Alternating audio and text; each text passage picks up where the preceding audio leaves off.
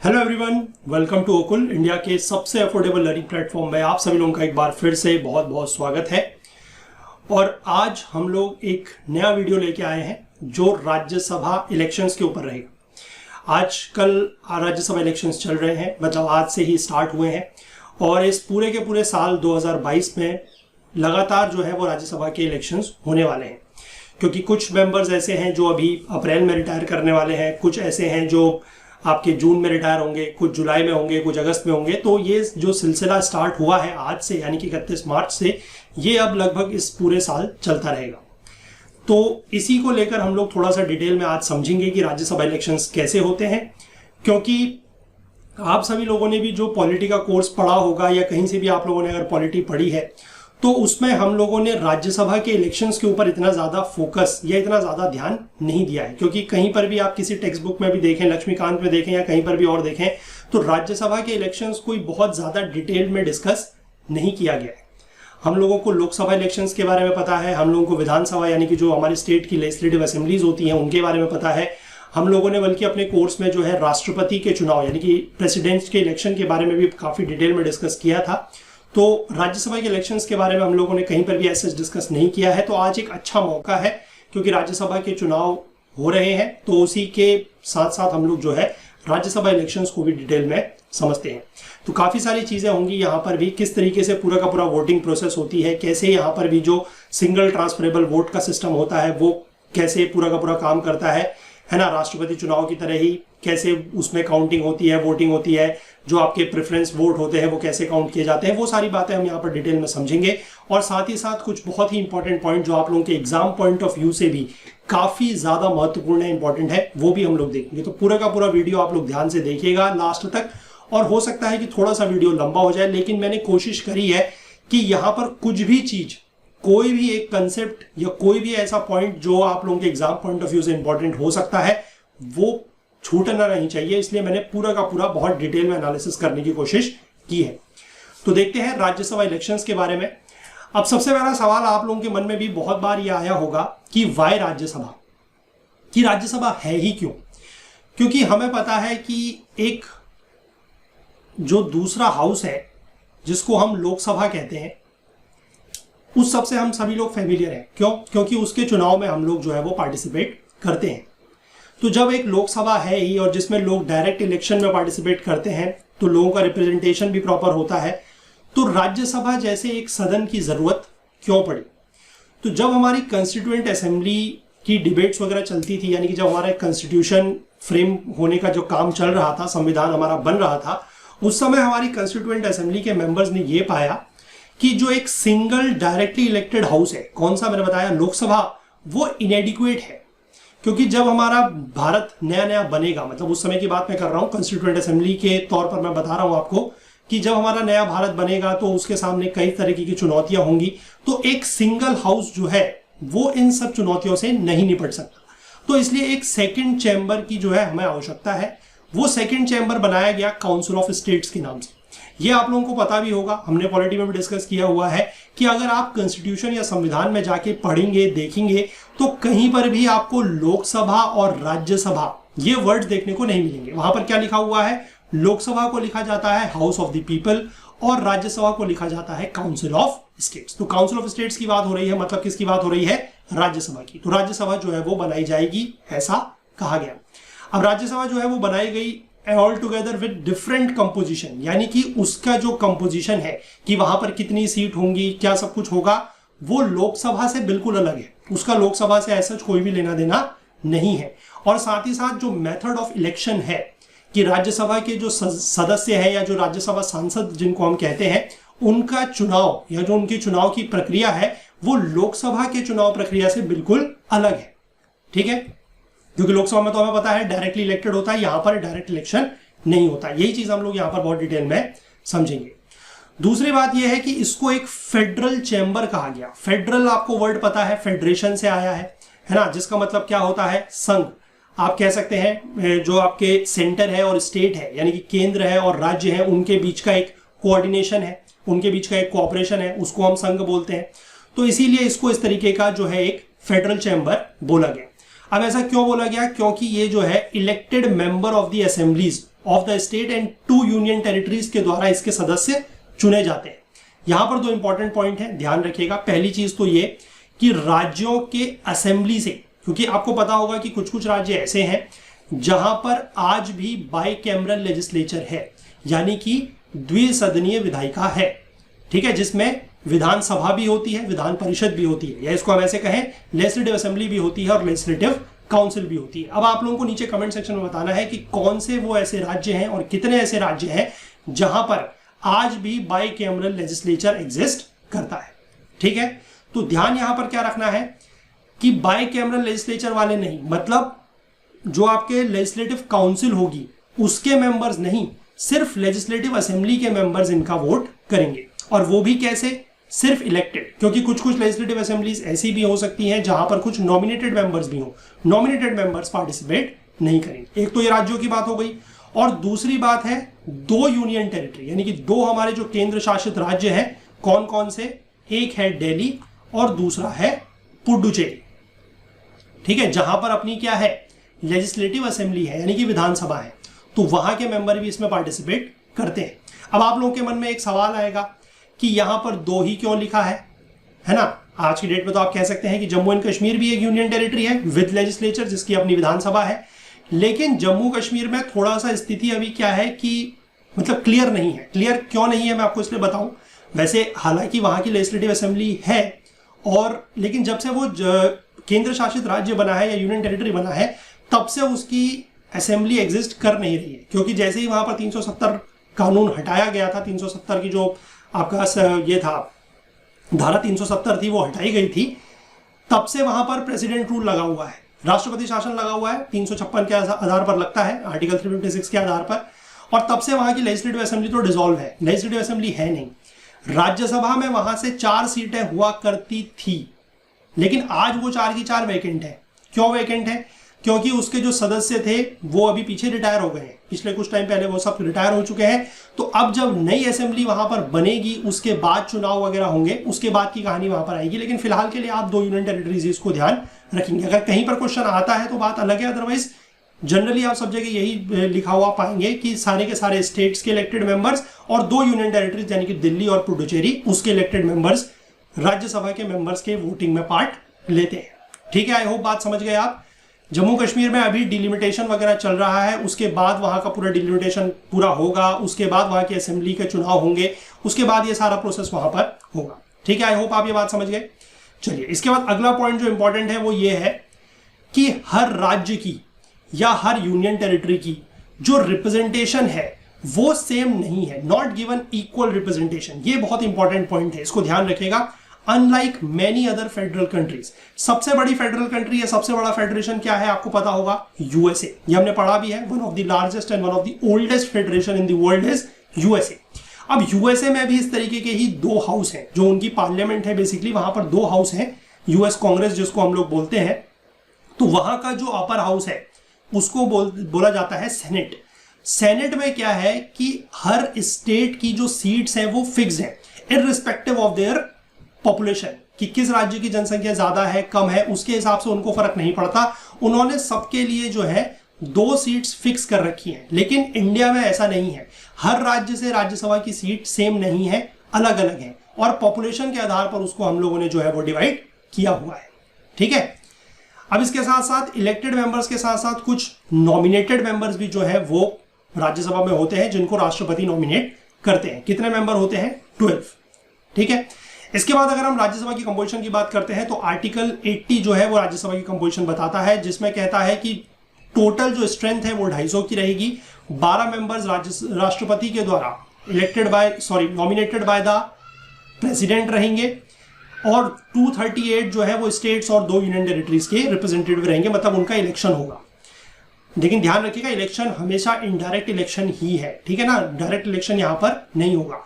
Present strength की अगर हम बात करते हैं तो वो 245 है, जिसमें से 233 यानी कि 233 स्टेट्स और यूनियन टेरिटरीज के रिप्रेजेंटेटिव हैं, और 12 जो है वो नॉमिनेट किए जाते हैं राष्ट्रपति के द्वारा। नॉमिनेशन वगैरह आपको पता होगा कि ऐसे लोग जो लिटरेचर, साइंस, आर्ट और सोशल सर्विस के फील्ड में जिनका काफी बढ़िया एक्सपीरियंस है, नॉलेज है, उनको नॉमिनेट यहां पर किया जाता है। आई होप आप बात समझ रहे हैं। चलिए, इसके बाद आगे देखते हैं। अच्छा, यहां पर एक पॉइंट का ध्यान रखिएगा, मैं आपको यहां पर क्लियर कर देता हूं। हरभजन सिंह, अगर आप लोग न्यूज में अभी सुन रहे होंगे तो हरभजन सिंह को जो है वो आम आदमी पार्टी ने क्या किया है, राज्यसभा का मेंबर बनाया है। मतलब अपना उन्होंने राज्यसभा का कैंडिडेट उनको बनाया है। कहां से? पंजाब से। तो ये चीज का ध्यान रखिएगा कि राज्यसभा के जो हरभजन सिंह है वो राज्यसभा के मेंबर हैं, लेकिन वो नॉमिनेटेड मेंबर नहीं है। क्योंकि आप कंफ्यूज कर सकते हैं सचिन तेंदुलकर से, क्योंकि सचिन तेंदुलकर अभी पीछे कुछ समय पहले क्या थे, राज्यसभा के मेंबर थे, है ना। But he was a nominated member. जो 12 मेंबर थे उनमें से वो नॉमिनेटेड मेंबर थे सचिन तेंदुलकर। लेकिन Harbhajan Singh being a cricketer, लेकिन वो नॉमिनेटेड मेंबर नहीं है, वो आम आदमी पार्टी की तरफ से पंजाब से कैंडिडेट है। ठीक है, हालांकि उनका चुनाव हो चुका है, वो अनअपोज्ड जीत चुके हैं। वो पूरी प्रोसेस क्या है वो अभी मैं आपको आगे बताऊंगा, लेकिन वो नॉमिनेटेड मेंबर नहीं है, ये ध्यान रखिएगा। चलिए, अब इसके बाद सीट्स की अगर हम बात करते हैं तो जो एलोकेशन ऑफ सीट्स होता है राज्यसभा में वो 4th शेड्यूल के हिसाब से दिया गया है और पॉपुलेशन के आधार पर ये सारा का सारा होता है। मतलब जिस राज्य में ज्यादा जनसंख्या होगी, ज्यादा पॉपुलेशन होगी, तो वहां की सीट्स ज्यादा होंगी, जहां पर कम होगी वहां पर कम होगी। और ये जो एलोकेटेड सीट्स हैं वो चेंज भी होती रही है 1952 के बाद, 1952 के बाद से जब भी रीऑर्गेनाइजेशन ऑफ स्टेट्स वगैरह होता है तो ये चीजें चेंज होती रही हैं।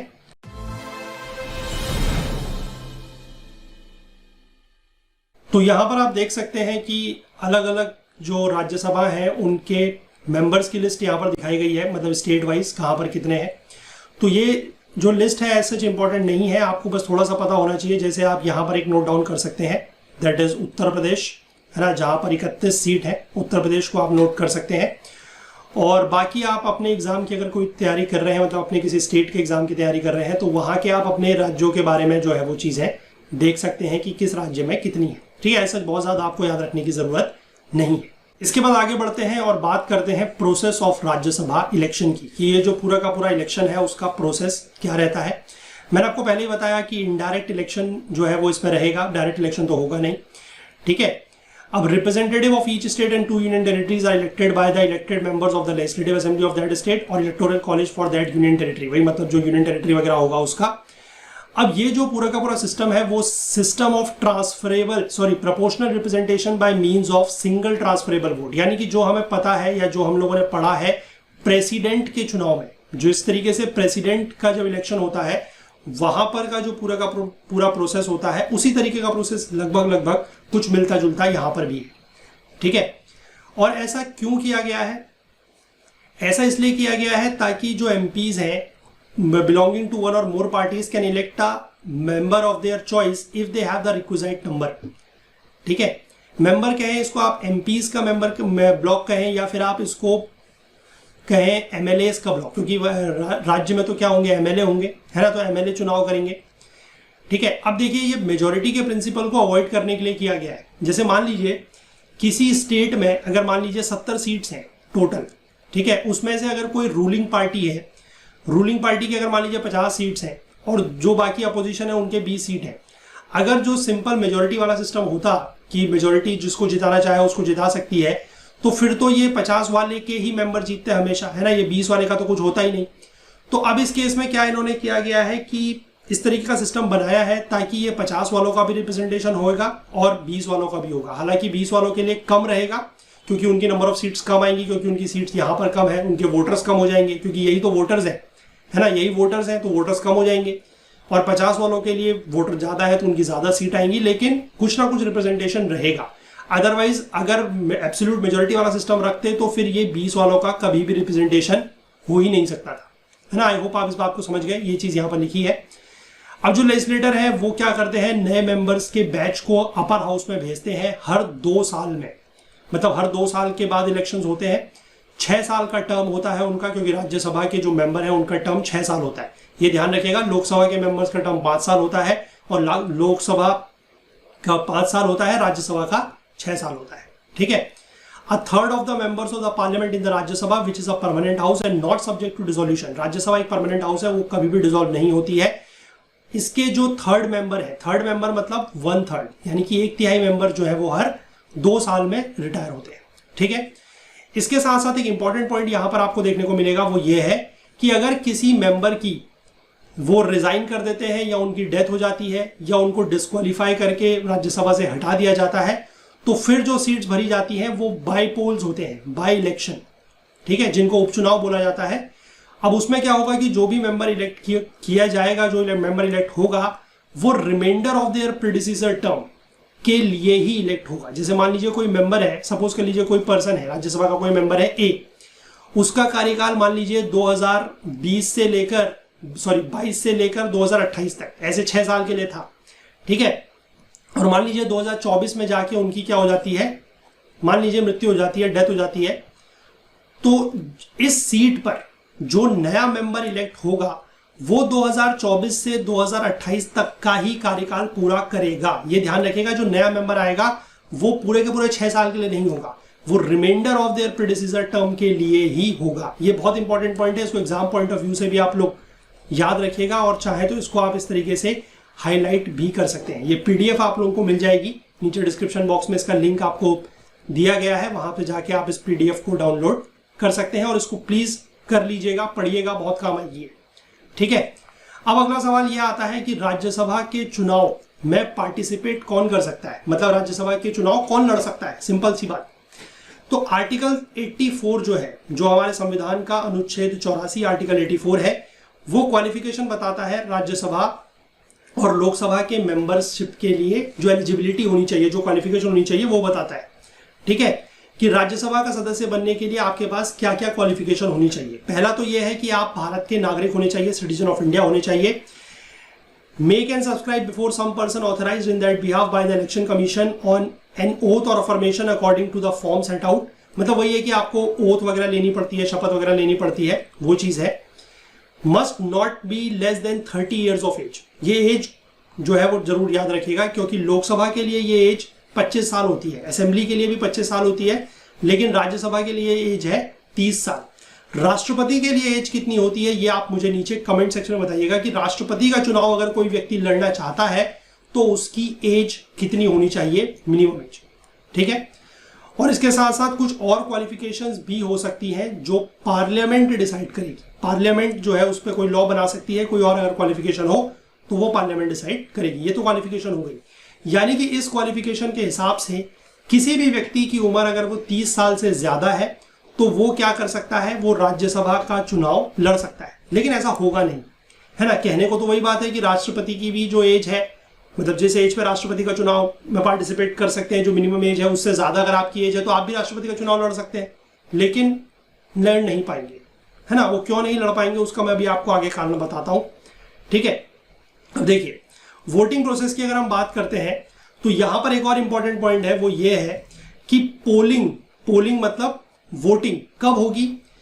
पोलिंग सिर्फ और सिर्फ एक ही कंडीशन में होगी, if the number of candidates exceeds the number of vacancies. बहुत इंपॉर्टेंट पॉइंट है। अगर मान लीजिए किसी राज्य में राज्यसभा की 5 सीटें खाली है, 5 सीटें वैकेंट है और उनके लिए सिर्फ 5 ही कैंडिडेट हैं, तो फिर इलेक्शन नहीं होगा, फिर वोटिंग नहीं होगी, ठीक है। फिर उनको क्या बोल दिया जाएगा कि ये लोग अनअपोज्ड जीत चुके हैं, निर्विरोध जीत चुके हैं। जैसे कि मैंने आपको बताया हरभजन सिंह वाला जो केस है, हरभजन सिंह और उनके साथ 4 ऐसे मेंबर्स और हैं जो पंजाब से चुनाव के लिए खड़े हुए थे। आम आदमी पार्टी ने उनको कैंडिडेट बनाया था और वो अनअपोज्ड जीत चुके हैं, क्योंकि आपको पता है कि अभी जो इलेक्शंस हुए हैं पंजाब में, वहां पर आम आदमी पार्टी को बहुत ज्यादा मेजोरिटी मिली है, बहुत बम्पर बहुमत मिला है। तो उसके सामने किसी अपोजिंग पार्टी ने, किसी आपके जो विपक्षी दल है, उन्होंने कोई भी अपना सदस्य खड़ा ही नहीं किया, क्योंकि उनको पता था खड़ा करके कुछ होना है नहीं, जीतेंगे तो है नहीं, इसलिए उन्होंने खड़ा ही नहीं करा, अपना कैंडिडेट वहां पर उतारा ही नहीं, तो अनअपोज्ड वो जीत चुके हैं। तो ये ध्यान रखिएगा, ये बहुत इंपॉर्टेंट पॉइंट है। अगर नंबर ऑफ कैंडिडेट्स वैकेंसी से ज्यादा होंगे तभी इलेक्शन होगा, अदरवाइज वो अनअपोज्ड जीते घोषित कर दिए जाएंगे। तो हरभजन सिंह और उनके साथ 4 जो और मेंबर्स थे उनको अनअपोज्ड विनर डिक्लेयर कर दिया है, ठीक है। अब इसके बाद आगे अगर हम बात करते हैं तो strength of each party in the assembly is known, it is not difficult to estimate the number of seats a party would win in the Rajya Sabha poll, क्योंकि ये हमें पता है, वही बात मैंने आपको बताई कि असेंबली में तो आपको पता है कि किस पार्टी की कितनी सीट है, तो राज्यसभा की भी सीट आप निकाल सकते हैं। जैसे किसी राज्य में अगर मान लीजिए कि 5 सीट अगर चुनाव होना है और टोटल असेंबली में अगर 100 सीट है, किसी एक पार्टी की 80 सीट है और बाकी जो उनके अपोजिट है, उनके है ना अपोजिशन है, उसकी 20 सीट है, तो आप ये कह सकते हैं कि इन 5 मेंबर्स में से 4 मेंबर्स तो फिर भैया इन पार्टी वाले के पहुंच जाएंगे, है ना। 5 में से 4 तो इन्हीं के पहुंच जाएंगे और बाकी बचा हुआ जो बेचारा एक मेंबर होगा वो इन पार्टी का जाएगा, क्योंकि बात वही है, ये वाले अपने पार्टी के कैंडिडेट्स के लिए वोट करेंगे, ये वाले अपने पार्टी के कैंडिडेट्स के लिए वोट करेंगे, तो वही हो जाएगा। तो इसीलिए यहाँ पर ये चीज लिखी गई है कि असेंबली के हमें अगर सीट्स पता है, पार्टीज पता है, तो हम ये बता सकते हैं कि राज्यसभा के पोल का नतीजा किस तरफ जाएगा। ठीक है, यही चीज यहाँ पर लिखी गई है कि अगर 4 सीटें फिल करनी है और रूलिंग पार्टी और उसके जो एलाइज है, मतलब जो उसके गठबंधन के जो दल है, घटक दल जिनको बोला जाता है, उनकी अगर 2/3 मेजोरिटी है, बहुमत है, और अपोजिशन की सिर्फ 1/3 बहुमत है, मेजोरिटी मतलब अपोजिशन के पास सिर्फ 1/3 ही मेजोरिटी है, मतलब माइनॉरिटी हो गई, मेजोरिटी तो कैसे कहेंगे उसको, तो इलेक्शन जो होगा उसमें जो 3 सीटें हैं वो रूलिंग पार्टी के फेवर में जाएंगी और बाकी बची हुई जो 1 सीट है वो अपोजिशन पार्टी के पास जा सकती है। ठीक है, अगर कोई एक्स्ट्रा कैंडिडेट को चुनाव में उतारा जाता है तो वोटिंग करनी जरूरी है। वही चीज मैंने आपको बताई कि अगर नंबर ऑफ वैकेंसीज जो है वो कम है, नंबर ऑफ कैंडिडेट ज्यादा है, तभी सिर्फ पोलिंग होगी, अदरवाइज नहीं हो सकती। ठीक, अब पॉलिटिकल पार्टीज के द्वारा कुछ कैंडिडेट्स उतारे जाते हैं, मतलब जैसे बीजेपी की पार्टी है, कांग्रेस पार्टी है, आम आदमी पार्टी है, या और भी बहुत सारी जो पार्टियां हैं XYZ ABC सारी, वो अपने अपने पॉलिटिकल कैंडिडेट्स उतारती हैं, है ना, कि हमारा जो है राज्यसभा का कैंडिडेट ये होगा। ऐसा होता है, ऐसा ही होता है। तो इसीलिए मैं बोल रहा था कि आप और हम जो आम नागरिक हैं जिनकी उम्र भले ही 30 साल से ऊपर हो भी गई हो, वो राज्यसभा तक नहीं पहुंच सकते, क्योंकि आपको और मेरे को कोई भी पॉलिटिकल पार्टी जो है वो अपनी बैकिंग नहीं देगी। वो ये नहीं कहेगी कि हम इस कैंडिडेट को क्या करते हैं, सपोर्ट करते हैं, या इसके लिए हम लोग वोट करेंगे, ऐसा नहीं होगा। तो इसीलिए जो है आम नागरिक इस तरीके के चुनाव में पार्टिसिपेट नहीं कर सकता।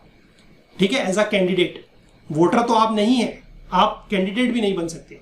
प्रेसिडेंट का चुनाव में भी यही प्रॉब्लम है कि प्रेसिडेंट के चुनाव में भी आप इसीलिए पार्टिसिपेट नहीं कर पाएंगे और राज्यसभा के लिए भी नहीं कर पाएंगे। ठीक, और दूसरा इसका जो एक पॉइंट है वो ये है कि कैंडिडेट जो पॉलिटिकल पार्टीज के द्वारा, जिनको मतलब पॉलिटिकल पार्टीज के सपोर्ट में उतारा जाता है, उनको प्रपोज करना होता है, they have to be proposed, उनको प्रपोज किया जाता है by at least 10 members of the assembly और 10% of the party strength in the house whichever is less.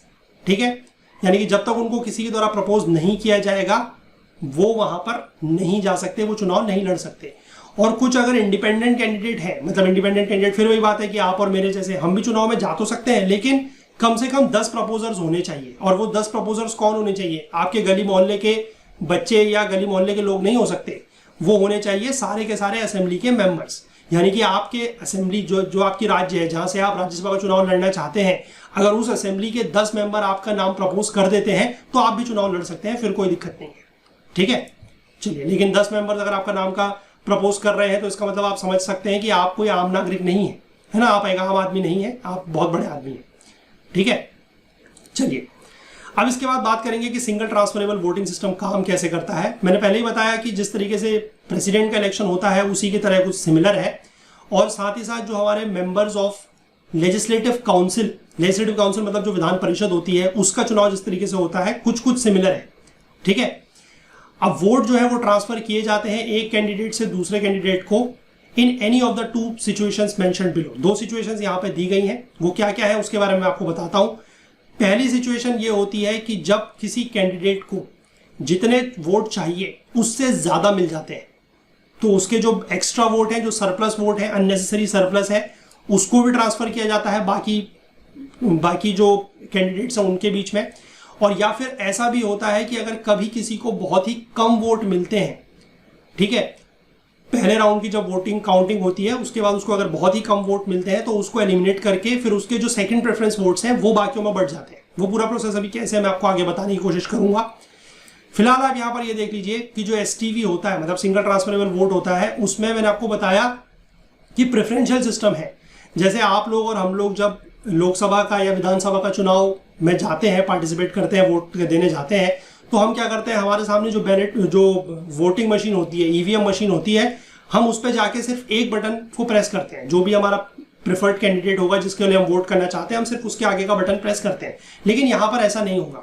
यहाँ पर क्या होगा कि जो बैलेट पेपर होगा उसमें बेसिकली इस तरीके के सारे कैंडिडेट्स के नाम लिखे होंगे। जैसे मान लीजिए कैंडिडेट A, B, C जितने भी पार्टिसिपेट कर रहे हैं उन सबके, और उसके आगे आपको क्या करना पड़ेगा, आपको नंबर देना पड़ेगा। जैसे मान लीजिए आप चाहते हैं कि बी आपकी पहली प्रेफरेंस है तो आप उसके आगे 1 लिख दीजिए, सी आपकी दूसरी प्रेफरेंस है तो आप उसके आगे 2 लिख दीजिए, ए आपकी तीसरी प्रेफरेंस है तो उसके आगे आप 3 लिख दीजिए। इस तरीके से ये चीज होगी, ठीक है। इसके बाद आगे देखिए, अब कोटा तो बहुत जरूरी है, क्योंकि जब तक कोटा अचीव नहीं होगा तब तक कोई जीतेगा कैसे, है ना। तो कोटे के लिए क्या है, कोटा किसको बोला जाता है, minimum number of valid votes required for a candidate to be declared elected is called the quota. और कोटे की जो कैलकुलेशन है वो डिपेंड करता है कि कितनी सीट्स फिल करनी है, मतलब किसी भी राज्य से जो चुनाव हो रहे हैं वहां पर कितनी राज्यसभा की सीटों के लिए चुनाव हो रहा है, कितने मेंबर्स को इलेक्ट करना है, उसके हिसाब से कोटा जो है वो डिपेंड करेगा, ठीक है। कोटा हमेशा फिक्स नहीं होगा। तो क्वेश्चन एग्जाम में ये भी पूछा जा सकता है कि in every election of Rajya Sabha the quota is fixed, तो ये गलत है। कोटा फिक्स नहीं होगा, कोटा डिपेंड करेगा कि कितनी सीट्स के लिए चुनाव हो रहा है, उसके हिसाब से जो है वो कोटा चेंज होगा, ठीक है। अब मैं यहां पर आपको कुछ केस लेके समझाऊंगा, थोड़ा सा मेरे साथ, मैंने आपको पहले ही बोला कि वीडियो थोड़ा सा लंबा हो सकता है, थोड़ा सा ध्यान से देखिएगा, बहुत इंपॉर्टेंट वीडियो बना रहा हूं मैं यहाँ पर, ठीक है। केस 1 की अगर हम बात करते हैं, at an election where only 1 seat is to be filled, यानी कि किसी राज्य में मान लीजिए चुनाव हो रहा है और वहां से सिर्फ एक ही सीट का चुनाव होना है, मतलब सिर्फ एक ही मेंबर को चुनना है, ठीक है। तो जो बैलेट पेपर की वैल्यू होगी वो सिर्फ 1 होगी। और जो कोटा है उसको कैसे कैलकुलेट करेंगे, यहां पर फॉर्मूला दिया गया है, मतलब ये चीज लिखी गई है, मैं आपको बताता हूं। कोटा जो है उसको सिंपल तरीके से कैलकुलेट किया जाता है। आप यहां पर लिखिए valid votes, total valid votes कितने हैं, ठीक है। वैलिड वोट्स आपके वोट कितने होंगे, मतलब वोट की जो मैक्सिमम वैल्यू हो सकती है वो आपके जितने एमएलए हैं, ठीक है ना, इलेक्टेड एमएलए उनके बराबर ही हो सकती है। उसमें से भी कभी कभार ऐसा हो जाता है कि कुछ वोट्स इनवैलिड हो जाते हैं, ठीक है। 2017 में गुजरात में एक बार राज्यसभा के इलेक्शंस हुए थे और वहां पर यह मुद्दा बहुत ज्यादा उठा था, क्योंकि वहां पर 2 वोट्स जो थे वो इनवैलिड करार कर दिए गए थे, ठीक है। उस समय यह मुद्दा बहुत चला था, तो इसलिए हमेशा ध्यान रखिएगा कि यहां पर रहेगा वैलिड वोट्स, ठीक है। मैक्सिमम नंबर उसका उतना ही हो सकता है जितना उस स्टेट के इलेक्टेड एमएलए की संख्या है, वैल्यू है, लेकिन उससे कम भी हो सकता है। तो वैलिड वोट्स आप यहां पर लिखेंगे। इसके बाद आप यहां पर लिख सकते हैं, नीचे आएगा सीट्स टू बी फिल्ड, कि कितनी सीट्स जो है वो भरनी है, ठीक है, कितनी सीट्स भरनी है। उसके बाद यहां पर आ जाएगा 1, ठीक है।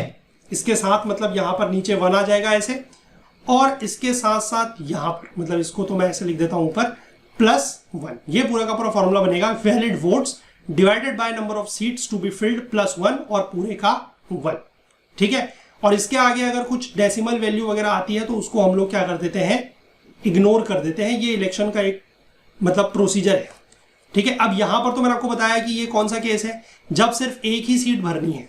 तो एक ही सीट भरनी है तो सीट टू बी फिल्ड की वैल्यू क्या हो जाएगी, 1, यानी कि ये पूरा का पूरा फॉर्मूला इस केस में क्या बन जाएगा, वैलिड वोट्स डिवाइडेड बाय 1 + 1 = 2, और ये पूरे के साथ +1, तो ये कोटा हो जाएगा, ठीक है।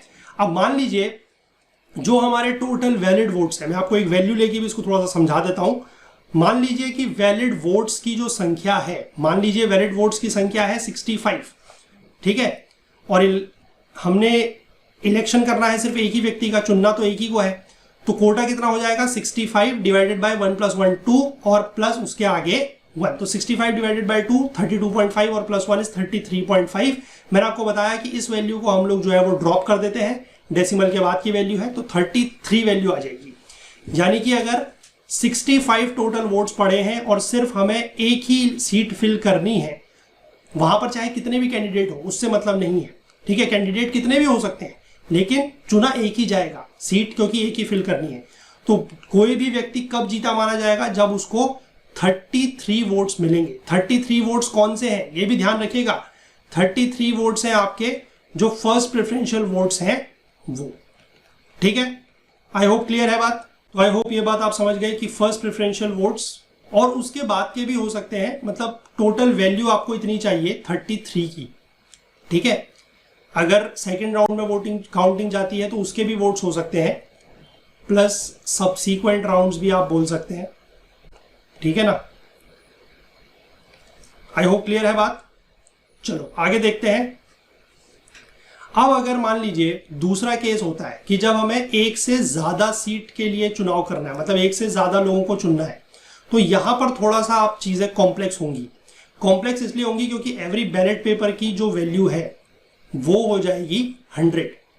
अब वो सिंगल नहीं रहेगी। हमने ऊपर देखा कि अगर एक ही को चुनना है तो बैलेट पेपर की वैल्यू 1 है, लेकिन अगर एक से ज्यादा को चुनना है तो बैलेट पेपर की वैल्यू हो जाएगी 100। ठीक है, अब पूरा का पूरा जो सिस्टम है वो यहां पर फिर से चीजें लिखी गई हैं। ये चाहे तो आप इस स्टेटमेंट को पढ़ जरूर लीजिएगा, मैं आपको समझा रहा हूं नीचे वो फॉर्मूले के तौर पर कि क्या है, लेकिन उसको पढ़ जरूर लीजिएगा क्योंकि कभी आपसे एग्जाम में हो सकता है कि स्टेटमेंट फॉर्म में पूछ लिया जाए। ठीक है ना, तो देखिए मान लीजिए कि 3 कैंडिडेट्स का चुनाव करना है। ठीक है, 3 कैंडिडेट्स को इलेक्ट करना है और टोटल अगर मैं ये कह लूं कि वैलिड वोट्स, ठीक है, वैलिड वोट्स हमारे पास है 174 मान लीजिए। ठीक है, वैलिड वोट्स। तो कोटा कैसे निकलेगा? कोटा के लिए मैंने आपको बताया 174 इंटू 100। अब यहां पर थोड़ा सा चीजें चेंज होगा, डिवाइडेड बाय नीचे वही चीज चलेगी, seats to be filled plus 1। Seats to be filled यहां पर कितनी है? 3, तो 3 प्लस 1 और इस पूरे के आगे प्लस 1, और कुछ भी रिमाइंडर आएगा तो उसको हम लोग निग्लेक्ट कर देंगे, हालांकि यहां पर आएगा नहीं। This value will come out to be 4351। ठीक है, यानी कि 4351 आप कह सकते हैं टोटल वोट्स मिलने चाहिए, या फिर आप ये कह लीजिए कि 44 वोटर्स के फर्स्ट प्रेफरेंशियल वोट्स उनको मिलने चाहिए। 44 वोटर्स के, तभी जाके वो चुनाव जीत सकते हैं। ठीक है, तभी मतलब जो है कोटा अचीव किया हुआ माना जाएगा। आई होप ये बात यहां तक क्लियर है। चलिए अब इसके आगे हम थोड़ा सा चीजें और देखेंगे, और वो क्या है, काउंटिंग प्रोसेस के बारे में बात करेंगे। ठीक है, अच्छा यहां पर कुछ चीज और आपको समझाने की है। ठीक है, यहां पर कुछ और चीज आपको समझाने की तो है नहीं, आगे देख लेते हैं काउंटिंग प्रोसेस। अब देखिए काउंटिंग प्रोसेस जो है वो कैसे होगी, मतलब जो फर्स्ट प्रेफरेंशियल सेकंड प्रेफरेंशियल होगा ये कैसे होगा, ये भी मैं आपको यहां पर समझा देता हूं। If no candidate wins in the first round of counting, अगर कोई भी व्यक्ति, यहां पर भी 2 केस है। पहला केस ये है कि अगर फर्स्ट राउंड ऑफ काउंटिंग में कोई भी नहीं जीतता तब क्या होगा, तो वोट ट्रांसफर का प्रोसेस तो होगा। ठीक है, साथ ही साथ जिसको सबसे कम फर्स्ट प्रेफरेंशियल वोट्स मिले होंगे वो एलिमिनेट हो जाएगा। अब देखो ये कैसे होता है पूरा का पूरा सिस्टम। मान लो टोटल सीट्स जो फिल करनी है वो है 3। ठीक है, और टोटल कैंडिडेट्स की जो संख्या है, यानी कि जो टोटल लोग चुनाव में पार्टिसिपेट कर रहे हैं वो है 5। ठीक, तो पहली कंडीशन तो वही हो गई कि नंबर ऑफ कैंडिडेट्स ज्यादा है सीट से, तो इसलिए पोलिंग होगी, चुनाव होगा। ठीक है, दूसरी बात टोटल वैलिड वोट्स। अगर आप टोटल वैलिड वोट्स की बात कर लो, टोटल वैलिड वोट्स है मान लो 5, सॉरी टोटल वैलिड वोट्स है वही वैल्यू लेके चलेंगे 174। ठीक है, तो 174 की वैल्यू है और total seats to be elected 3 है, तो कोटा कितना होगा वो तो हम ऊपर निकाल ही चुके हैं, है ना, 4351 होगा। ठीक है, अब देखो अब हर व्यक्ति को, यानी कि ये जो 174 वोटर्स हैं या जो इलेक्टेड एमएलएज हैं, इनको बैलेट पेपर दिया जाएगा, उसमें इन 5 कैंडिडेट्स के नाम लिखे होंगे, वो उन्हीं के आगे क्या करेंगे, अपनी प्रेफरेंस लिखेंगे 1 2 3 4 5, है ना।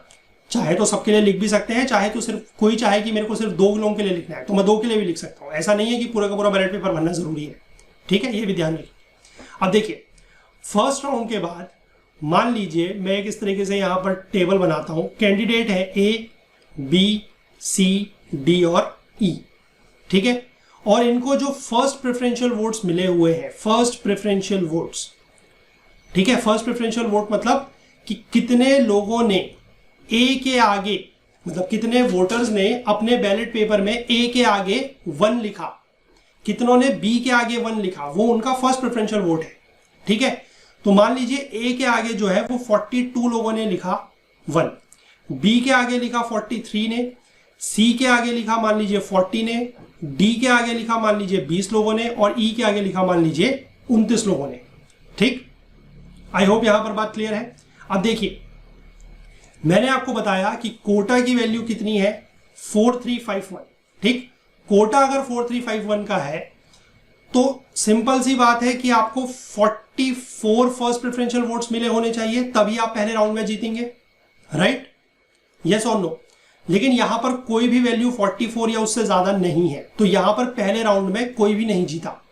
ठीक, अब कोई भी नहीं जीता तो क्या होगा, जिसके सबसे कम फर्स्ट प्रेफरेंशियल वोट है पहले राउंड में, उसको कर दिया जाएगा टाटा बाय बाय।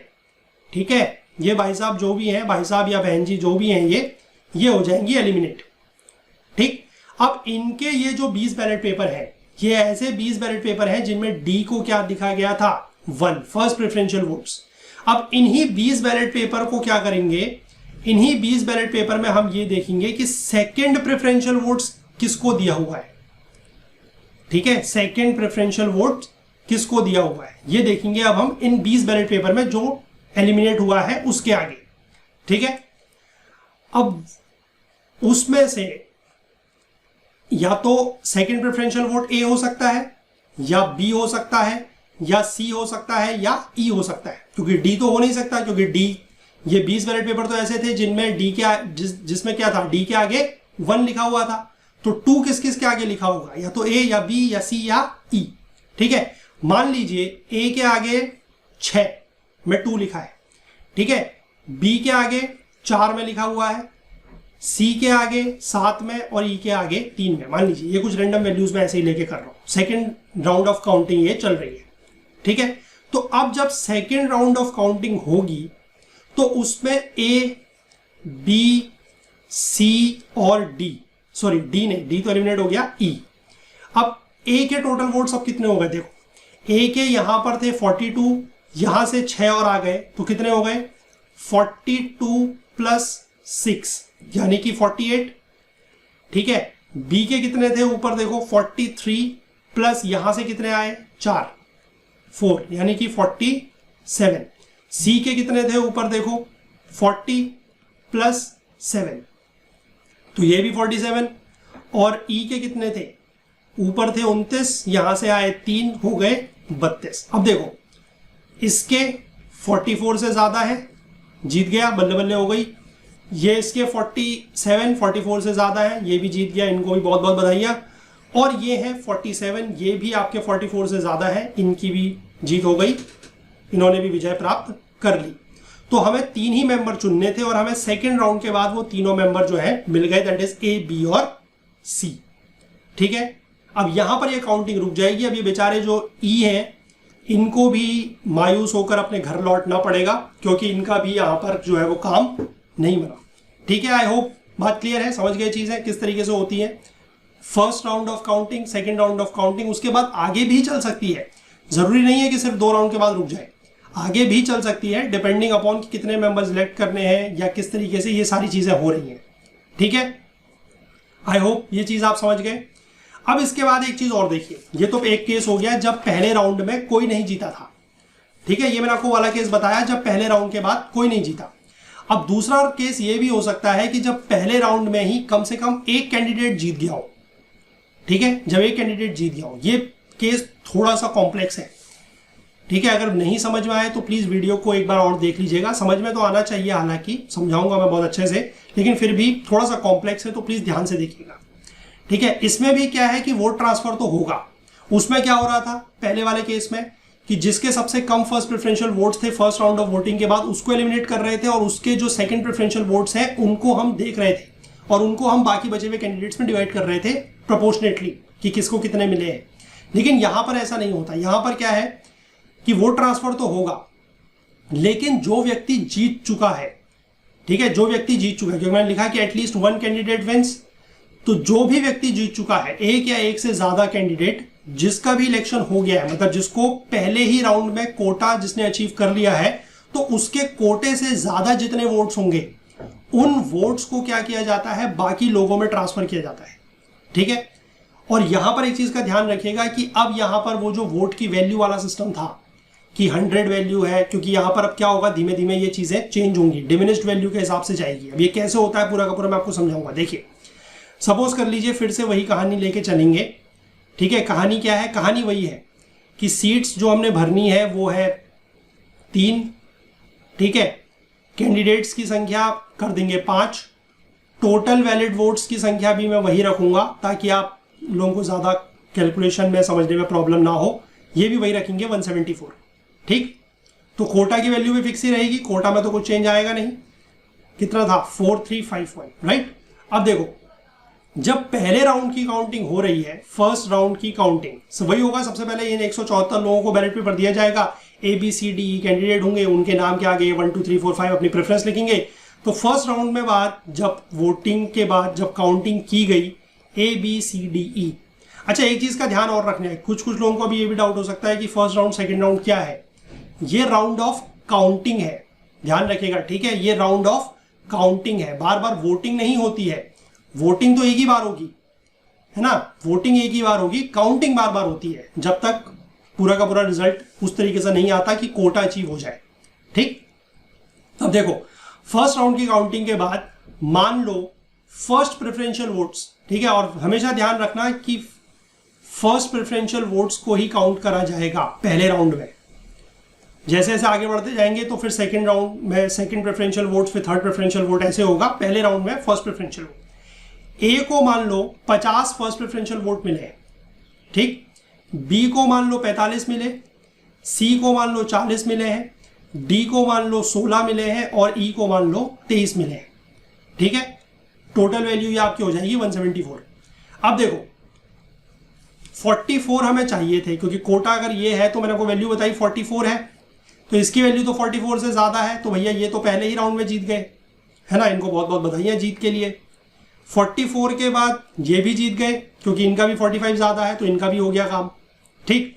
अब ये बेचारे 3 लोग बचे हैं, इन 3 में से हमें एक का चुनाव और करना है, क्योंकि 3 सीट हमारे पास थी, ठीक है। अब कैसे होगा, देखो अब यहां पर वोट की वैल्यू निकाली जाती है, वो थोड़ा सा कॉम्प्लेक्स प्रोसेस है, कैसे मैं बताता हूं। देखो सबसे पहले इस चीज को तो मैं यहां पर मिटा देता हूं, ये तो मैंने लिखने समझाने के लिए लिखा था। अब देखो फर्स्ट प्रेफरेंशियल वोट्स की जो वैल्यू है मैंने आपको बताया था कितनी होती है, 100, मैं ऊपर बताया है।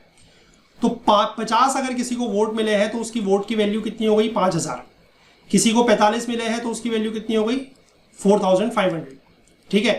किसी को अगर 40 मिले हैं तो उसकी वैल्यू कितनी हो गई, 4000, इसकी हो गई 1600 और इसकी हो गई 2300, ठीक है। ये वैल्यू समझ गए। अब देखो कोटा के लिए वैल्यू चाहिए थी कितनी, 4351, तो इनको तो एक्स्ट्रा मिला है, तो इसमें से हम क्या करेंगे, ये एक्स्ट्रा वैल्यू को करेंगे माइनस। क्यों, क्योंकि ये होता है सरप्लस, ठीक है। अब ये सरप्लस कितना आएगा, यहां पर ए के केस में ये सरप्लस आएगा 649 और बी के केस में ये सरप्लस आएगा कितना, इसको कम कर लीजिए आप, ये कितना आएगा 149, ठीक है। यस, इनके पास तो बेचारों के पास सरप्लस है ही नहीं, ये तो डेफिसिट में चल रहे हैं अभी सारे के सारे, ठीक है। तो इनको छोड़ दीजिए, क्योंकि इन्हीं को ये वोट मिलेंगे, जो सरप्लस वाले वोट है वो इन्हीं को मिलेंगे। अब लेकिन क्या होगा, देखो अब ये जो ए के वोट हैं और बी के वोट हैं, ये वाले सरप्लस, इनकी वैल्यू निकाली जाती है, ठीक है। अब कुछ लोगों को ये भी लग सकता है कि यार ये पता नहीं क्या फालतू बातें कर रहे हैं, लेकिन मैं इसलिए आपको बताना चाह रहा हूं क्योंकि ये प्रोसीजर कहीं इस तरीके से बहुत ज़्यादा डिफाइन तरीके से आपको मिलेगा नहीं। मैंने काफ़ी ज़्यादा रिसर्च करने के बाद ये पूरा का पूरा कंटेंट आप लोगों के लिए बनाया है, ये वीडियो बना रहा हूं, तो प्लीज़ थोड़ा सा इस बात की कदर कीजिए, और आप लोगों के लिए ही लाया जा रहा है, अदरवाइज मेरे को तो कोई शौक हो नहीं रहा है कि मैं आप लोगों के लिए बैठ के वीडियो बनाऊँ इस तरीके से, है ना। तो आप लोगों के फायदे के लिए किया जा रहा है, तो इसको प्लीज़ थोड़ा सा ध्यान दीजिएगा और ज़रूर इसको समझने की कोशिश कीजिएगा, ठीक है। कुछ चीज़ नहीं समझ में आती है तो कमेंट सेक्शन में आप लोग पूछ सकते हैं। देखो वैल्यू ऑफ वोट्स निकालेंगे, या इसको मैं कहूं कि वैल्यू ऑफ सरप्लस वोट्स, ठीक है। सरप्लस वोट्स की अगर मैं वैल्यू निकालूं तो देखो ए के सरप्लस वोट्स कितने थे, 649, ठीक। सरप्लस वोट की वैल्यू निकालने के लिए 649 divided by number of seats जो इन्होंने जीती हैं, वो मतलब जो इनको सीट्स नहीं सॉरी जो नंबर ऑफ वोट्स इनको मिले हैं फर्स्ट प्रेफरेंशियल, वो करेंगे। तो 649 डिवाइडेड बाय 50, ये वैल्यू आ जाएगी अराउंड 12 पॉइंट समथिंग, 12.98, पॉइंट के आगे का वैल्यू हटा देते हैं तो 12 आ जाएगी। यानी कि अब क्या होगा कि जो वोट ट्रांसफर होंगे, अगर ए के वोट ट्रांसफर होंगे तो उसकी हर वोट की वैल्यू कितनी होगी, 12, ठीक है। लेकिन बी के लिए इतनी नहीं होगी, क्यों, क्योंकि बी को कम वोट मिले थे, है ना। तो बी के लिए कितने थे सरप्लस वोट, 149 डिवाइडेड बाय 50, और ये वैल्यू आपकी आ जाएगी लगभग 3.31, या अप्रोक्सीमेटली आप इसको कह लीजिए 3। तो यानी कि बी के वोट्स अगर ट्रांसफर होंगे तो उसकी वैल्यू होगी सिर्फ एक वोट की 3 वैल्यू होगी, उससे ज्यादा नहीं होगी, ठीक है। आई होप क्लियर हो गई बात। अब देखो जो ए के 50 वोट्स थे, या जो 50 बैलेट पेपर्स थे जिनमें फर्स्ट प्रेफरेंशियल वोट ए को दिया गया था, उनका सेकेंड प्रेफरेंस चेक करेंगे। ठीक है, उनका क्या चेक किया जाएगा? Second preference vote. Second preference vote B को भी हो सकता है, सी को भी हो सकता है, डी को भी हो सकता है और ई को भी हो सकता है। ठीक, मान लो बी को मिला है 30। ठीक है, एक मिनट रुकिए, थोड़ा सा यहां पर कुछ, हाँ ठीक है, बी को मिला है मान लीजिए 5, क्योंकि मैंने थोड़ा सा वैल्यूज कैलकुलेट करी थी तो मैंने उसी हिसाब से लिखा हुआ है। ठीक है, यहां पर हो गया 5, ये ऐसे मान लीजिए कितना हो गया, बी को है 5, 30, 5, 10 और 5 तो पूरा 50 हो गया। कम भी हो सकता है क्योंकि मान लीजिए किसी ने सेकंड प्रेफरेंस वोट दिया ही ना हो, ऐसा भी हो सकता है ना, तो कम भी हो सकता है। मैक्सिमम वैल्यू 50 हो सकती है। ठीक, अब इसमें से देखो जो बी की वैल्यू है उसको तो कर दो एलिमिनेट। क्यों? क्योंकि बी तो पहले ही जीत चुका है, अब उसको सेकंड प्रेफरेंस वोट की जरूरत है ही नहीं, तो उसको देगा करोगे क्या? कुछ नहीं करना है, भूल जाओ। तो ये हो गई 30, 10 और 5। ठीक, सिमिलरली जो बी के कितने वोट थे? 45।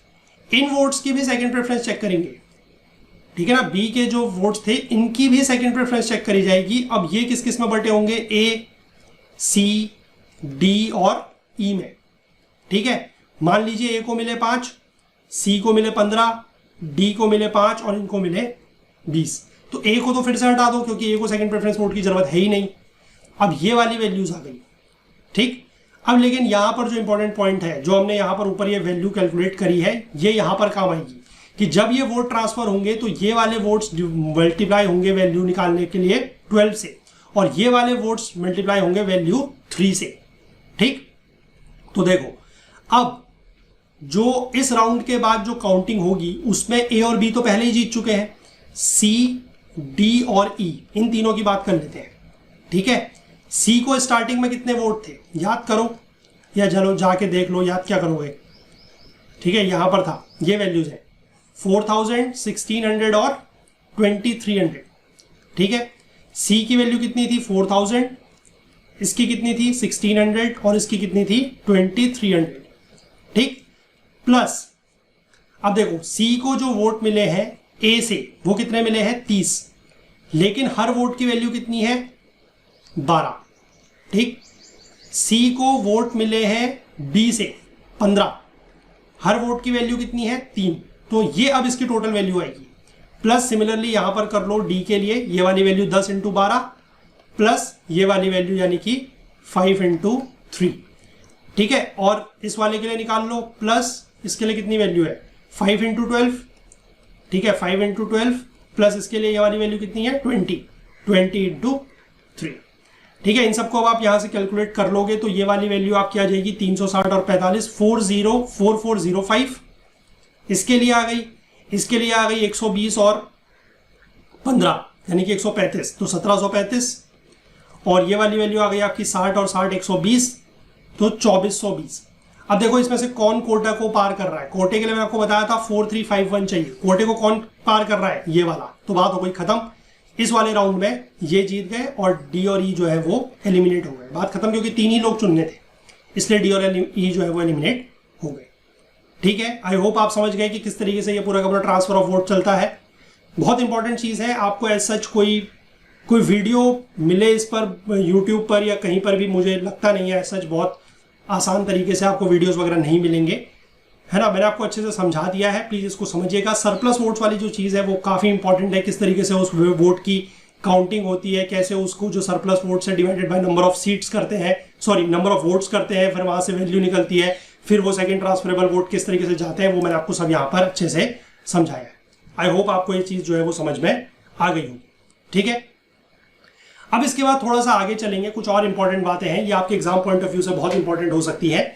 सबसे पहली बात यह है कि राज्यसभा के जो पोल होते हैं वो सीक्रेट बैलेट से क्यों नहीं होते। ठीक है, सीक्रेट बैलेट मतलब जिसको कहते हैं गुप्त रूप से, चुनाव गुप्त रूप से नहीं होते, ओपन बैलेट होता है, लेकिन वो एक लिमिटेड फॉर्म ऑफ ओपननेस है। और वो क्यों होता है? क्रॉस वोटिंग को चेक करने के लिए। क्रॉस वोटिंग मतलब देखो, मैंने आपको पहले ही बताया, यहां पर कोई आम आदमी तो वोट कर नहीं रहा है, ठीक है, एमएलएज वोट कर रहे हैं। जैसे मान लीजिए बीजेपी पार्टी है, बीजेपी ने किसी भी राज्य में चुनाव हो रहे हैं राज्यसभा के, उसके लिए अपना कोई कैंडिडेट या उम्मीदवार उतारा है। ठीक, तो वो क्या चाहेंगे कि उस राज्य के जो भी एमएलएज हैं, बीजेपी के जो एमएलएज हैं खासकर, वो सारे के सारे उसी कैंडिडेट को वोट दें। वो तो यही चाहेंगे क्योंकि भाई बीजेपी का कैंडिडेट है और बीजेपी के एमएलए से तो ये उम्मीद रखी जाएगी कि वो कम से कम हमारे जो उनका खुद का कैंडिडेट है, उनकी खुद की पार्टी का, उसको वोट दें, है ना। लेकिन कभी कभी ऐसा भी होता है, देखा गया है कि क्रॉस वोटिंग होती है। मतलब बीजेपी का कोई एमएलए है, वो किसी अपोजिशन पार्टी के कैंडिडेट को वोट कर देता है, या सिमिलरली कोई अपोजिशन पार्टी का कैंडिडेट, मतलब कोई एमएलए है, वो बीजेपी के कैंडिडेट को वोट कर देता है। मतलब बीजेपी ऐसा मेरे सिर्फ नाम आया, ऐसा कुछ नहीं है। कोई भी पार्टी, मैं जनरली पार्टीज का नाम नहीं लेता इसीलिए, है ना। बीजेपी, कांग्रेस, मेरा किसी पार्टी की तरफ कोई बायस नहीं है। Every party is same, equal for me, ठीक है। मुझे इस चीज से कोई फर्क नहीं पड़ता। तो किसी को अगर कोई भी मतलब बात लगी हो तो प्लीज पर्सनली मत लीजिएगा। बीजेपी, कांग्रेस, आम आदमी party, Samajwadi party, Bahujan Samaj party, TMC, everything is same for me, ठीक है। मेरे लिए कोई फर्क नहीं पड़ता, इसीलिए मैं जनरली एबीसी पार्टी बोलता हूँ, ठीक है। देखो, तो क्रॉस वोटिंग को रोकने के लिए ये चीज की जाती है। क्योंकि क्रॉस वोटिंग का मतलब क्या है कि मान लो ए पार्टी का जो मेंबर है, जो ए पार्टी का एमएलए है, वो बी पार्टी के कैंडिडेट को अगर वोट देता है तो मतलब क्या समझा जाएगा कि बी पार्टी वालों ने उसको खरीद लिया है ना। तो उस खरीद फरोख्त को रोकने के लिए, उस करप्शन को रोकने के लिए ये थोड़ा सा ओपननेस लाई गई है। तो इसमें क्या होता है कि जो भी एमएलए को बैलेट पेपर मिलेगा, वो 1 2 3 4 प्रेफरेंस लिखेगा, वो फिर उसको अपने पार्टी के ऑथराइज्ड एजेंट को दिखाता है। दिखाना जरूरी है, ठीक है। दिखाएगा, उसके बाद उसको बैलेट बॉक्स में डाला जाता है। यह बहुत इंपॉर्टेंट चीज है, ध्यान रखिएगा। उसको दिखाना पड़ता है, अपनी पार्टी के ऑथराइज्ड एजेंट को दिखाना पड़ता है, ठीक। अगर वो मान लीजिए अपनी पार्टी के एजेंट से, अपनी मतलब जो पार्टी का ऑथराइज्ड एजेंट है, उसके अलावा अगर वो किसी और को दिखा देता है तो वोट इनवैलिड हो जाएगा। ये भी इंपॉर्टेंट पॉइंट है, ठीक। और दूसरी बात, अगर वो मान लीजिए अपनी पार्टी के ऑथराइज्ड एजेंट को नहीं दिखाता है और बिना दिखाए, मान लीजिए उसने प्रेफरेंस मार्क करी और बिना एजेंट को दिखाए उसने बैलेट बॉक्स में वोट डाल दिया, तो उसका वोट जो है वो काउंट नहीं होगा। बहुत इंपॉर्टेंट पॉइंट्स हैं, एक एक पॉइंट पर आपके क्वेश्चन बन सकते हैं, ध्यान रखिएगा, ठीक है। इसके बाद जो इंडिपेंडेंट एमएलए होंगे, क्योंकि कुछ कुछ एमएलए ऐसे भी हो सकते हैं, होते भी हैं, जो किसी भी पार्टी के नहीं हो, है ना। तो इंडिपेंडेंट एमएलए को जो है, उनको कोई जरूरत नहीं है किसी को भी अपना बैलेट दिखाने की। वो अपना बैलेट सिंपल मार्क करें और वो उसको अंदर डाल सकते हैं, बैलेट बॉक्स के अंदर डाल सकते हैं, ठीक। चीज समझ गए। चलिए आगे देखिए। अब एक सवाल पहला तो ये आता है कि क्या राज्यसभा के चुनाव में नोटा यानी कि नन ऑफ द अबव का ऑप्शन है या नहीं है, ठीक है। तो पहले था, इलेक्शन कमीशन ऑफ इंडिया ने जनवरी 24 2014 और नवंबर 12 2015 को यह चीज इशू की थी कि नोटा का बटन जो है वो अपर हाउस के पोल्स में रहेगा। लेकिन 2018 में, बेसिकली मैंने आपको बताया 2017 में जब गुजरात के चुनाव हुए, तो उसके बाद कांग्रेस के ही वहां के कोई एमएलए थे, उन्होंने सुप्रीम कोर्ट में पिटीशन फाइल करी कि ये नन ऑफ दी अबव का जो ऑप्शन है उसको हटा देना चाहिए। तो इसलिए सुप्रीम कोर्ट ने उसको, उस पिटीशन पर जो है फाइल, मतलब पिटीशन पर एक्शन लिया और उस प्रोविजन को हटा दिया। और उसने ये बोला कि नन ऑफ दी अबव का जो ऑप्शन है वो सिर्फ जनरल इलेक्शन के लिए होता है, जो कि यूनिवर्सल एडल्ट सफरेज के आधार पर होती है। मतलब जो आम चुनाव होते हैं जिसमें आप और हम पार्टिसिपेट करते हैं, सिर्फ उसमें ही नन ऑफ दी अबव का ऑप्शन होना चाहिए। और ये इनडायरेक्ट इलेक्शन में नहीं होना चाहिए। इनडायरेक्ट इलेक्शन जहां पर प्रोपोर्शनल रिप्रेजेंटेशन वगैरह है, वहां पर ये चीज नहीं होनी चाहिए, ठीक है। आई होप बात समझ गए। इसके बाद अगला एक पॉइंट है, मैंने आपको ऊपर बताया क्रॉस वोटिंग क्या है। तो अगला सवाल यह आता है कि क्या क्रॉस वोटिंग अगर कोई करता है तो वो डिस्क्वालीफाई हो जाएगा। यह भी सवाल है कि क्या क्रॉस वोटिंग डिस्क्वालिफिकेशन को अट्रैक्ट करती है या नहीं। तो इसका सिंपल सा जवाब है नहीं। सुप्रीम कोर्ट ने यह चीज बोली है कि वो ओपन बैलेट सिस्टम में इंटरफेयर नहीं कर रही है। उसने एक बार ये बोला था कि हम ओपन बैलेट का जो सिस्टम है उसमें इंटरफेयर नहीं करेंगे, ठीक है। और ये भी साफ साफ बोला था कि अगर कोई पार्टी कैंडिडेट क्रॉस वोटिंग करता है तो वो एंटी डिफेक्शन लॉ के अंतर्गत डिस्क्वालीफाई नहीं होगा, विल नॉट अट्रैक्ट डिस्क्वालिफिकेशन, ठीक है।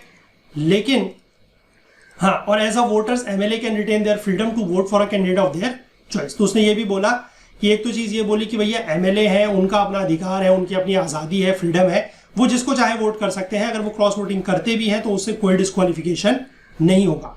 लेकिन उन्होंने ये बोला कि since the party would know who voted against its own candidate, क्योंकि पार्टी को पता रहेगा। कैसे पता रहेगा? क्योंकि वो एजेंट को दिखाना है, ठीक है, तो पार्टी को पता लग जाएगा। अब पार्टी को अगर पता लग गया तो पार्टी उसके खिलाफ डिसिप्लिनरी एक्शन ले सकती है, ठीक है, पार्टी उस एमएलए के खिलाफ जो चाहे डिसिप्लिनरी एक्शन ले सकती है, लेकिन उस पर कॉन्स्टिट्यूशनल तरीके से, मतलब डिस्क्वालिफिकेशन कॉन्स्टिट्यूशनल के एंगल पर अगर आप बात करें या कॉन्स्टिट्यूशन लेवल पर कहें या इलेक्शन कमीशन के लेवल पर कहें, तो वो डिस्क्वालिफिकेशन नहीं होगा, ये सुप्रीम कोर्ट ने बोला है, ठीक है। आई होप बात क्लियर है। मतलब कोई भी एमएलए वो जिसको चाहे वोट कर सकता है, वो चाहे अपनी पार्टी के मेंबर को करे या दूसरी पार्टी के मेंबर को करे, कर किसी को भी सकता है, ठीक है, लेकिन बस उसको सिर्फ वो चीज क्या करनी है, वो दिखानी है। ऐसा नहीं कि मान लीजिए उसने किसी दूसरे अपोजिशन पार्टी के कैंडिडेट के नाम के आगे अगर उसने फर्स्ट प्रेफरेंस लिख दिया और उसने जाके ऑथराइज एजेंट को दिखाया, तो एजेंट कहेगा कि नहीं नहीं ये गलत है, इसको चेंज करो। चेंज वगैरह नहीं होता, ठीक है, चेंज वगैरह कोई उसमें कट छट नहीं होता है, जो है वो है, बस आपको दिखाना है ताकि उससे पता लगेगा कि भैया किसने किसको वोट दिया है ना, ताकि अगर आपने हमारे कैंडिडेट को वोट नहीं दिया हो तो बाद में आपकी फिर खबर ली जाएगी। वो सिर्फ इतनी सी बात है, ठीक। आई होप क्लियर हो गई बात। चलो एक लास्ट पॉइंट और है, इसको देख लेते हैं, उसके बाद ये वीडियो हम लोग एंड करेंगे कि क्या लेजिस्लेटर वोट कर सकते हैं without taking oath as a member of the assembly. मान लीजिए किसी असेंबली में कोई नया मेंबर चुना गया है, ठीक है, उसकी ओथ भी नहीं हुई है, उसने अभी तक शपथ भी नहीं ली है, तो क्या वो राज्यसभा के वोटिंग में पार्टिसिपेट कर सकता है? तो इसको लेकर सुप्रीम कोर्ट ने क्या बोला है कि while taking oath as a member is for anyone to function as a legislator, the Supreme Court has ruled that member can vote in the Rajya Sabha election even before taking oath as a legislator. Supreme court ने ये बोला कि oath लेने का मतलब क्या है? Oath लेने का मतलब है लेजिस्लेटर आप बन गए, लेजिस्लेटर मतलब लॉ मेकर आप बन गए, आप कानून बना सकते हैं, लेकिन ये राज्यसभा के चुनाव में पार्टिसिपेट करना, इसमें वोट देना, ये कोई लेजिस्लेटिव प्रोसेस नहीं है। तो आप बिना ओथ लिए भी, कोई भी मेंबर बिना ओथ लिए भी जो है वो राज्यसभा के वोटिंग में पार्ट ले सकता है, ठीक है। ये बहुत बहुत इंपॉर्टेंट है, इसको ध्यान रखिएगा।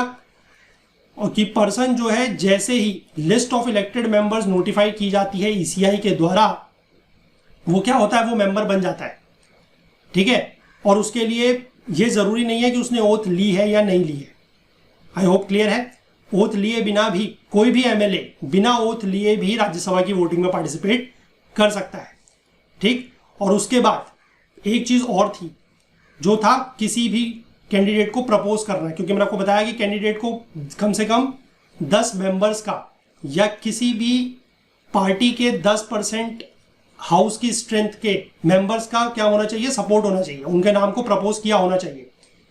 तो क्या कोई भी ऐसा एमएलए जिसने ओथ नहीं ली है, क्या वो किसी और कैंडिडेट को प्रपोज कर सकता है? बिल्कुल, वो उसके नाम का प्रपोज कर सकता है, ये भी ध्यान रखेंगे। तो प्रपोज करने के लिए भी, नाम को प्रपोज करने के लिए भी कैंडिडेट के, और साथ ही साथ इलेक्शन में पार्टिसिपेट करने के लिए भी ओथ मैंडेटरी नहीं है, ठीक है।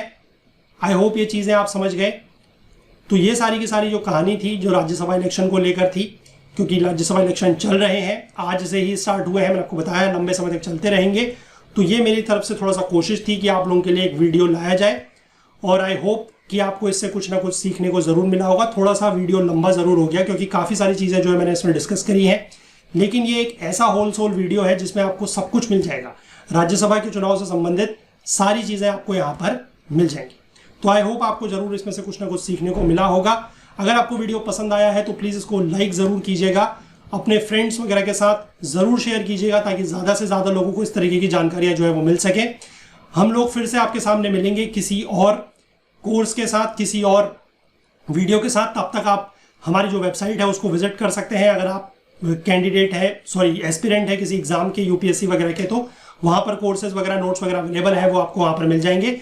और साथ ही साथ आप हमारे टेलीग्राम ग्रुप्स वगैरह को भी ज्वाइन कर सकते हैं, वहाँ पर भी आपको काफ़ी सारी इन्फॉर्मेशन वगैरह जो है वो मिल जाती हैं, क्विजेज वगैरह मिल जाते हैं, वो आप वहाँ पर अटेम्प्ट कर सकते हैं, और अपनी जो प्रिपरेशन है उसको आप हमारे साथ जो है वो आगे बढ़ा सकते हैं। तो चलिए मिलेंगे अगले वीडियो में, तब तक के लिए अपना बहुत बहुत ध्यान रखिएगा। Please do take care of yourself. Thank you, have a nice day, bye bye, जय हिंद।